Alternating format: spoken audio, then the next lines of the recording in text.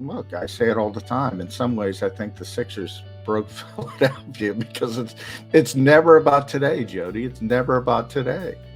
And I'm stunned because I asked Jimmy Kempski, I asked a lot of people. Everybody's like, we're not ready.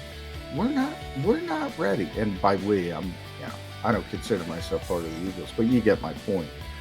Um, the Eagles seem to think they're not ready. Everybody seems to think the Eagles are not ready.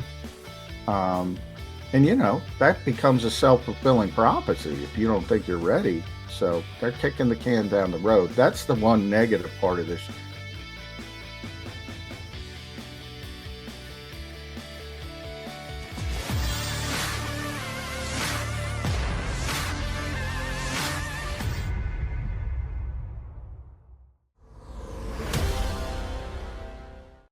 365. You got your Mac and Mac guys, John McMullen and Jody McDonald, here to hang with you for the next 2 hours.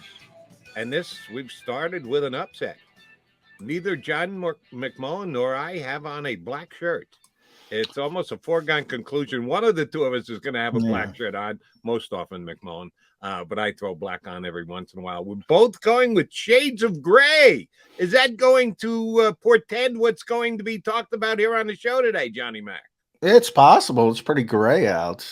I go gray occasionally. This is as light as I can go, though, with lighting issues. So that's why I have to go dark. Otherwise, it gets all. Is it actual lighting issues, or is it two pale white guys? Well, that part helps. But no, I have no problem. I'm not gonna. I'll wear the white T-shirt if I could wear the white T-shirt. I might. Yeah. I might camouflage myself, but it doesn't bother me. Not happening for either one of us going with the white, but we will gray our way through today's show. Johnny Mac, here's the thing I want to do in the first segment, which, by the way, our buddy Jeff Kerr from CBSSports.com is going to join us a little later here in hour number one, and then try and reschedule the Clay Harbor appearance, which we missed out. No, that's tomorrow. Clay. Oh, that's tomorrow? Clay. The rescheduled Benjamin Solak is. Oh, today. Ben's on. I knew Thursday, Friday was rescheduling at its finest. It's rescheduling end of the week. Okay, so Ben today, Clay tomorrow. Ben today, Clay tomorrow. My bad. So looking forward to talking about Jeff Kerr and Ben Solak, which means heavy-duty Eagle conversation, which is where I'm going first with you, Johnny Mac. We know the proclivities of the head coach. I just wasn't sure that the general manager and he were on the exact same page when it comes to deferring. We know that Nick Sirianni, ever given a chance, will defer and say, we'll play defense first, which annoys the snot out of me, in that there are matchups and weeks and weather conditions and the like that would make you think maybe it's well advised to go in the other direction, and he just flat out never does, probably because of analytics. But the general manager has followed suit for me to this point. He has deferred. The big trade with the New Orleans Saints was a deferral to the future, that they're more concerned, or at least slanting toward, the importance of the 2023 season and the 2024 season rather than the 2022 season. And Jeff Lurie kind of gave us a heads up with this when at the owners' meetings, he said they're trying to build for both the present and the future. I think he probably should have, as per Howie Rose's actions to this point, reversed the order of those two words and said build for the future while building for the present as well. Not sure they've accomplished both. It's a really tough line to walk, and he's given Howie some pretty difficult marching orders to be able to accomplish both of those things. Is this too big a task for Howie Roseman this year? Well, I guess that would depend on what you would consider this season a success. They made the playoffs last year. I was going to say, can I answer that question? Sure. At least achieving what you did last year, which was, I think they could do a winning record and making the playoffs.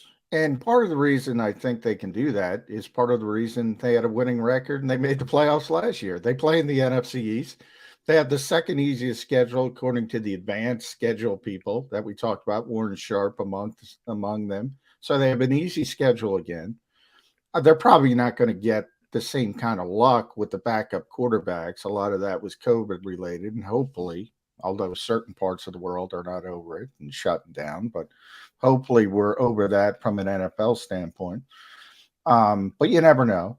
I don't think they're going to. Didn't the NFL? Was They there a declared formal? it over. Was Yeah, there a they have. Well, formal they have. announcement that I they always say declared that COVID was completely yes. done and gone? They declared it over, and they have more power than the World Health Organization. So I think they're probably going to be okay. That's what I'm saying.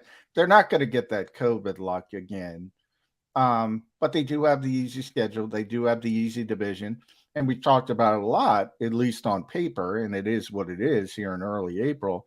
It looks like the AFC has taken a big step forward, and the NFC has taken a major step back. So, other than the three teams at the top, and let's be honest, two of those three teams that are not the Super Bowl champions, we deferred to them because of the quarterbacks. No other reason. A little bit. I mean, I'm not, and I don't want to overstate it, but they have great quarterbacks. So it's right to defer to those teams. But after that, it's like a bunch of, all right, they may make a run. They might make a run. And I thought it was interesting, Randy Mueller yesterday. Glad we had Randy on.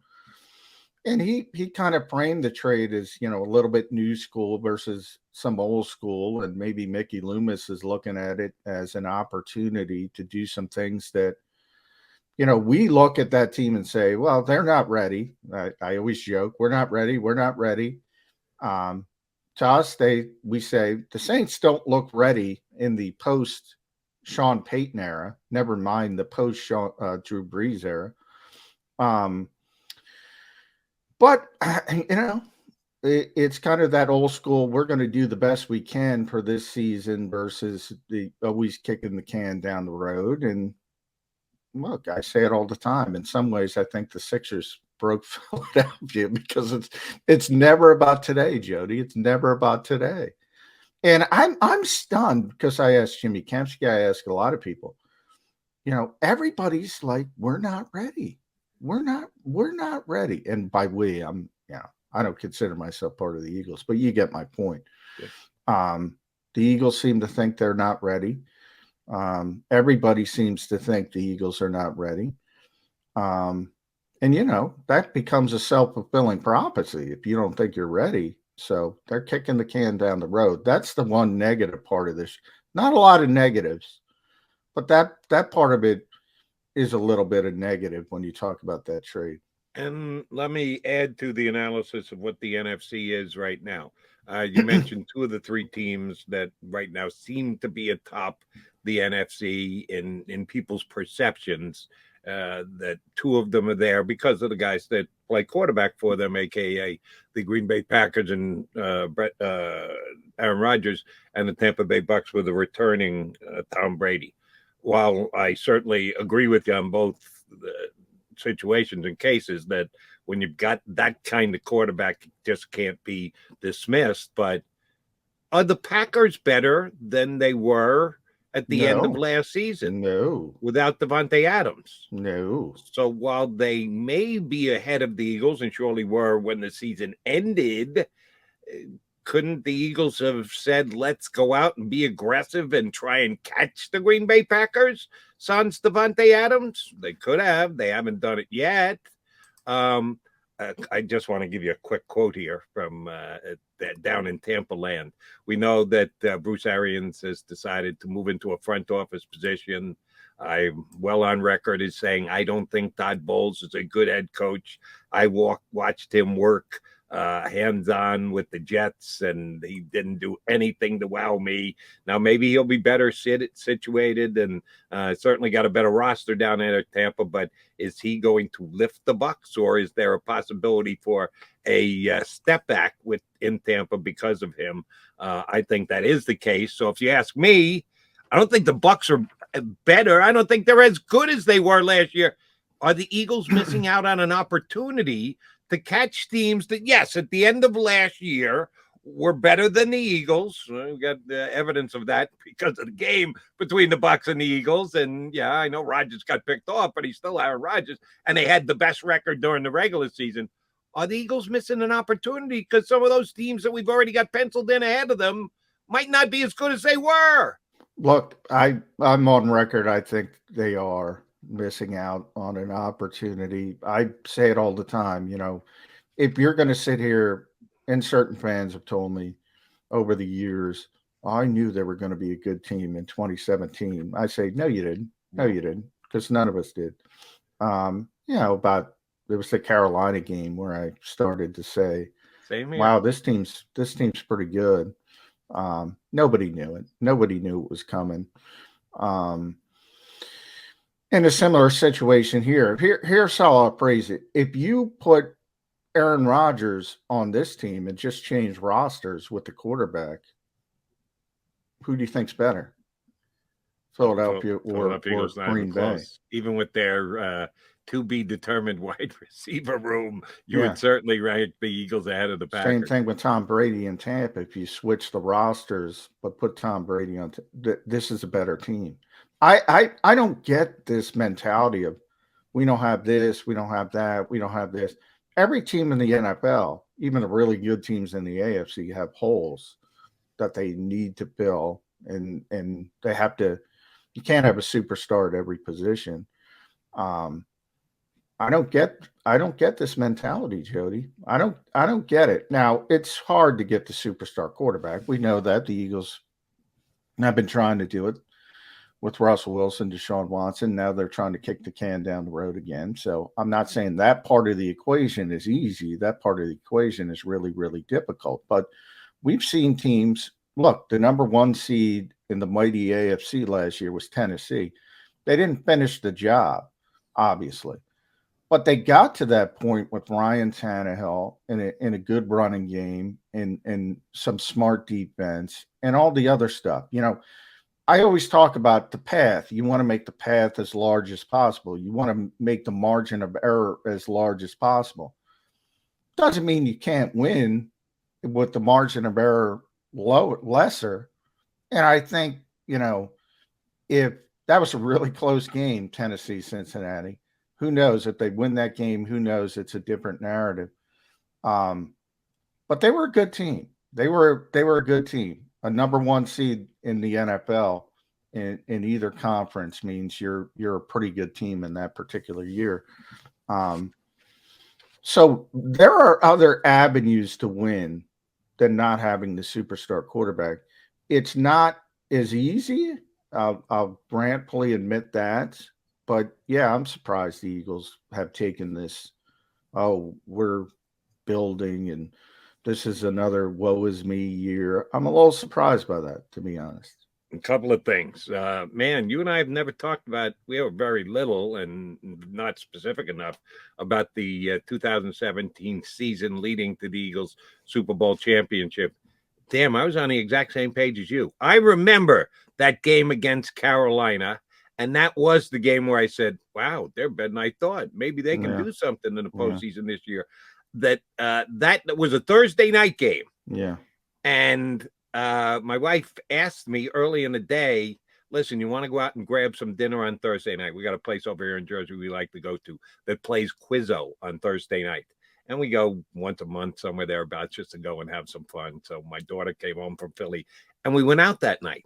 Usually my first response is, honey, Eagles game. I got to watch. I got to take notes. I got to pay attention. I'm going to be down the man cave. No, we're not going out for Thursday dinner. I said, yeah, what the hell? Let's go out because the baseball playoffs were on. I said, I can watch two games at once. I don't have to deal with a remote control. Yeah. We'll go out. And I was very impressed by the Eagles that night, just like you, and said, wow, maybe they're better than I thought they were going to be. So that's funny that you and I saw it exactly the same 5 years ago. Let me give you this Bruce Arians quote. Man, can he stir it up? Did you see this is what he said today? I did not. You did not. I guess he was on the record with someone. I saw it on NFL.com talking about where the Bucs are at, even though he's no longer going to be the coach. He was making a reference about Byron Leftwich. He said, I get credit, and Brady gets, by the way, way too much credit for what Whoa. Byron Leftwich Whoa. does. Whoa. So for himself, he admits he got credit, but he had to add the way too much to describe Tom Brady's involvement in the Buck offense over the last couple of years. He knows how to poke the hornet's nest, doesn't he? Maybe Brady told him they're going out golfing, and he's been bagging him for the last week since Arians walked away. He's, I'll teach him. I'll show him. By the way, Bruce Arians scheduled today on the Dan Cilia, the National Football Show. Is he coming out with Dan? 5:30. Yeah, 5:30. So, Xander, you got to make him say that again. Did you really say way too much credit? Brady gets way too much credit for anything? Xander, you got to tweak Dan to ask that question, and hopefully we'll get the answer. Yeah, but Bruce is, you know Bruce. You've seen him enough over the years. He's a straight shooter, so he's going to tell you what's on his mind. But yeah, I always joke that, Adam Gase should still be sending residual checks to Peyton Manning, and right now, Matt LaFleur's, everything, because he's won 13. He's won more games in the first 3 seasons than any coach in NFL history. Think about the Hall of Famers and send the residuals to Aaron Rodgers. Not that he needs them with his contract, but yeah, I mean, look, I forget who said it, but it's a great quote, and I'm going to have to look it up, and I apologize for forgetting who said it, but he said, "Show me a good coach, and I'll show you good players." Yeah, it's pretty much the extent of it. That pretty much covers it. And Bruce Arians had good players, and he was a good coach, and that's how Tampa was able to walk away with a Super Bowl championship year before this past one. But he does know how to pimp a guy if need be, and now he doesn't even have to worry about the repercussions. Yeah, that's easy. It's easy at that point, Jody. That's a good spot that Cilio's got going this afternoon if he's got him on, because you have no idea what Arians is going to say, because he really doesn't need a filter at this point. He can say anything he wants to and not have to worry about annoying anybody. But I think he's still a loyal Tampa Bay guy, so he won't do it on purpose.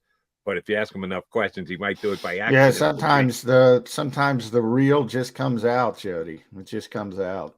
And I do like his reel a lot. All right, one quick Eagles visitation question before we get our buddy Jeff Kerr from CBSSports.com up here.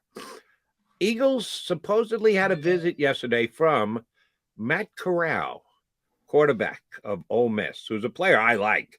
I would have him ranked as a number 2 quarterback in this draft, and not that far off Kenny Pickett. I'd slot Malik Willis in no higher than 3rd, but that's my own personal quarterback ranking. The Eagles we know the 2 picks they have, and they've made every indication that Jalen Hurts is going to be their guy this year. Are they actually thinking the Corral could fall all the way down to 51? Are they trying to play a we may have interest game so that Howie can potentially trade back again? We're already he could trade back again. I've mentioned that to be in the 30, 31, 32 range, but 32 might be looking for a quarterback anyway, so they might not want to trade out, and that would be Detroit. So, it's interesting. I was talking to somebody, and it probably upset people, but for all the hits this quarterback class takes, and it takes some pretty significant hits, and it's somebody that would know, the Eagles basically grade people at this time. Their board's not finished yet. They're still doing the top 30 visits, but they have a database, and they basically, grade their players the way they grade their players. It's not like first round, second round. It's, it's really percentile type things is how they do it. But, and he told me they have 5 quarterbacks rated above where Jalen Hurts was when they took him 53rd overall in 2020, which is really not that big of a surprise if you consider it, because from what I was told, Pickett is their number 1 quarterback, and they pretty much have him as a mid-round guy. That's not how they describe it. Mid But first, you mean? Not yes, mid mid round of the first, draft. mid first. Right. And again, that's not how they rate players, but pretty much that's where it falls on their spectrum. And they have a bunch of guys who kind of bridge the first and second rounds. And I think Matt's probably in that category. Sam Howell, I know, is in that category. So the two I know are Kenny and Sam. Now I assume Malik Willis is in the category. If you think 5 quarterbacks, well, there's only 5. So you have to think it's Malik Willis, it's Matt Corral, and it's Desmond Ritter, who I think NFL people like a little bit better than maybe a lot of others. But I was also told the Eagles, there's been evolution of Jalen Hurts. People, I always say, too many people think you draft a player and that's it, and you either get a good player or you get a bad player. No, Jalen Hurts is very evolved. They don't see a quarterback that would be as good as Jalen Hurts is right now. So you're sort of going back to square one and trying to redevelop a younger player, and they would rather wait for the home run, so to speak, and that would be the 2023 draft, or at least in theory. And that's kind of the thinking. Now we'll see if that's how it shakes out, but that's kind of what I've been told. But they do, if somebody does fall, Jody, they're bringing in Kayvon Thibodeau and Ahmad Gardner. I mean, they're not getting them at 15. So, but there is some whispers that Thibodeau might slip a little bit. And if he starts going to 9 or 10, do you start thinking about jumping up and getting him? They might, and that's why they do this kind of thing. Like Gardner, the Jets. If the Jets pass on Gardner at 4, he could start falling a little bit to the bottom of the top 10, and then you start thinking. So that's why you do these things, and you bring in these types of players, even though on paper it looks like you have no chance of getting them. So and generally top 30 visits are about players you want more information on for whatever reason. You don't feel you've gotten everything you need on those particular players. So it could just be that. But their history, I think last year they drafted 3 guys that they brought in for a top 30 visit. So it definitely means something. I just don't understand why they would bring a quarterback in, especially a quarterback not named Sam Howell, which you seem to think, for your information, the Eagles are very intrigued with. Why Sam Howell is not coming in, and Matt Corral is. I just well, they might have all the information they need or want or think they need on Sam Howell.